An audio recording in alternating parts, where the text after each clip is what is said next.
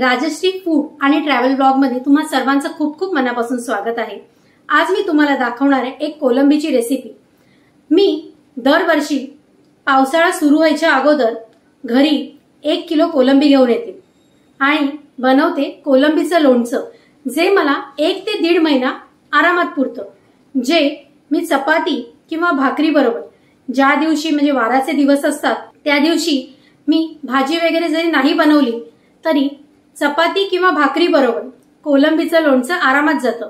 म्हणजे बुधवार, शुक्रवार, रविवार हे दिवस नॉनव्हेज बरोबर आरामात निघून जातात। म्हणजे नॉनव्हेजची जी कमतरता आहे ना, ते कोलंबीचं लोणचं भरून काढतं। चला तर मग आपण जाऊया किचन मध्ये आणि मी तुम्हाला दाखवते की कोलंबीचं लोणचं कसं बनलं। चला तर मग जाऊया किचन मध्ये।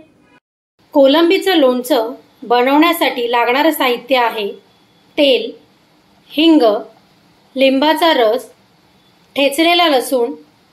हा आहे मसाला, जो मसाला मी घरीच बनवला आहे। ह्याच्यामध्ये आहे 1 चमचा राई, 1 चमचा मेथी दाणा, 1 चमचा काळी मिरी पावडर आणि काश्मीरी मिरची पावडर। हे सर्व मिक्सरमध्ये वाटून मी याचा मसाला बनवलेला आहे। कढीपत्ता, मीठ, हळद, लाल तिखट, राई आणि महत्त्वाची गोष्ट म्हणजे प्रॉन्स। इथे मी 200 ग्रॅम प्रॉन्स घेतलेले आहेत। चला तर मग आपण सुरुवात करूया कोलंबीचं लोणचं बनवायला। सर्वप्रथम आपण जी आपली कोलंबी घेतलेली आहे तिचं आपण मॅरिनेशन करून घेऊया। तर एका बोलमध्ये मी ही सर्व कोलंबी घेते। कोलंबी व्यवस्थित साफ करून घेतलेली आहे। आता यामध्ये घालणार आहे 1 चमचा हळद, 2 चमचे लाल तिखट, 1 चमचा मीठ। हे सर्व व्यवस्थित मिक्स करणार आहे आधी। आणि ह्यात मी घालणार आहे 1 चमचा लिंबाचा रस आणि हे व्यवस्थित असं लावून घेणार आहे याला।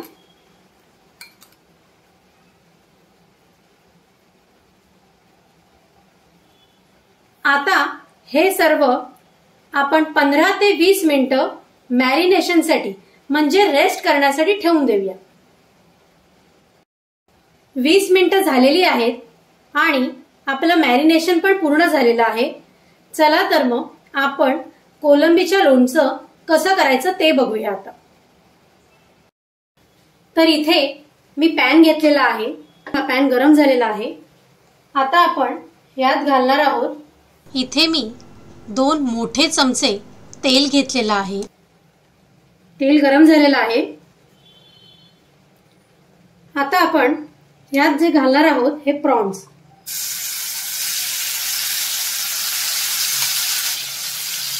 लिंबू घातल्यामुळे याला पाणी सुटलेलं आहे। तर सर्वप्रथम आपण यामध्ये जे मॉइश्चर आहे ते आधी आपण काढून घेणार आहोत, म्हणजे पूर्ण ड्राय करणार आहोत आपण। हे प्रॉन्स मीडियम साईजचे आहेत। तुम्हाला जर छोटे प्रॉन्स मिळाले तर त्या छोट्या प्रॉन्सचं सुद्धा लोणचं खूप छान लागतं।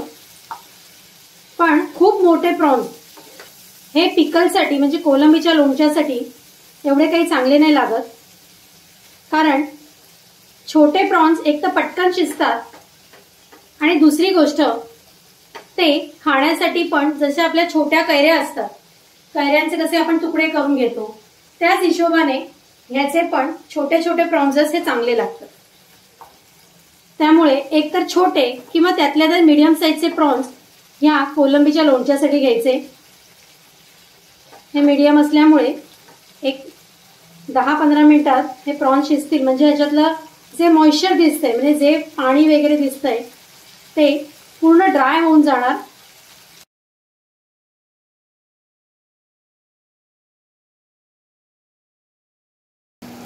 तर इथे हे आपलं पाणी पूर्ण ड्राय झालेलं आहे, म्हणजे याच्यामध्ये जे मॉइश्चर होतं ते पूर्ण ड्राय झालेलं आहे आणि आपली कोलंबी पण शिजली।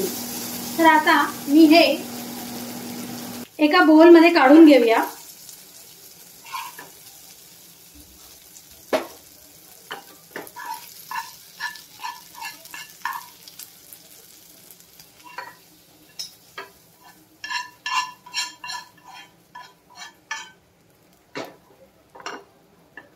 अशा पद्धतीत मी एका बोलमध्ये काढून घेतलेले आहेत. त्याच पॅन मध्ये आपण पुन्हा तेल घालून घेऊया. आता आपण तेल अजून थोडंसं जास्त घालायचं याच्यात, कारण आपण लोणचं बनवतोय. सर्वप्रथम आपण घालणार आहोत इथे 2 चमचे राई. राई पण तडतडायला लागलेली आहे. आता आपण हे जे कढीपत्ता घेतलेला आहे तो आपण ह्याच्यात घेऊया.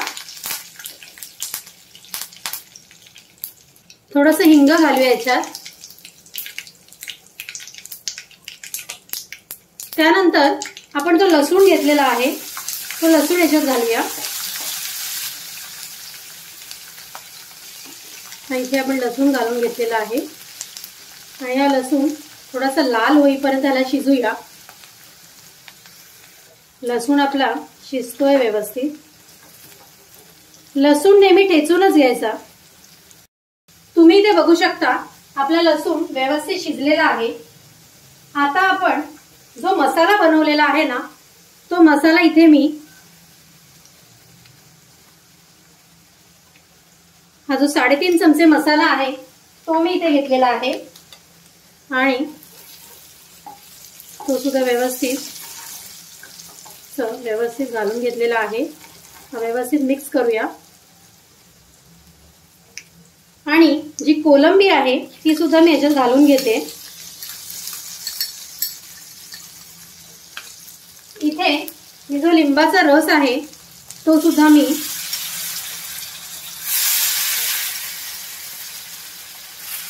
हा 3 चमचे घालून घेतलेला आहे.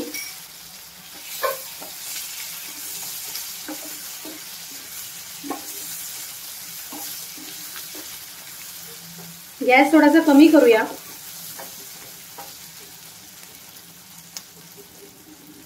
आणि याच्यावरती मी आता लीड ठेवते आणि एक 5 मिनिटं हे शिजायला ठेवते.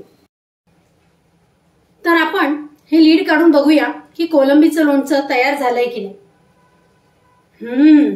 खूप छान असा अरोमा येतोय.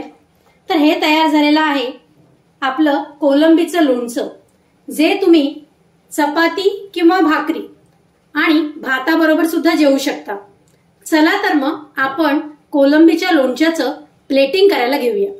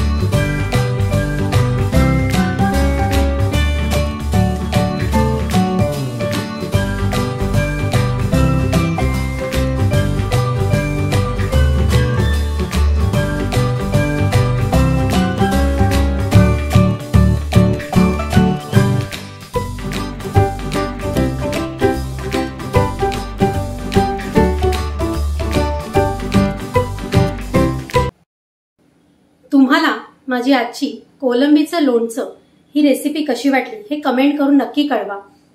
आणि माझ्या चॅनलला लाईक, शेअर आणि सबस्क्राईब करायला विसरू नका. आणि हो, बेल आयकॉन सुद्धा क्लिक करा, ज्यामुळे माझ्या नवनवीन रेसिपीज तुमच्यापर्यंत पोहोचायला मदत होईल. चला तर मग बाय.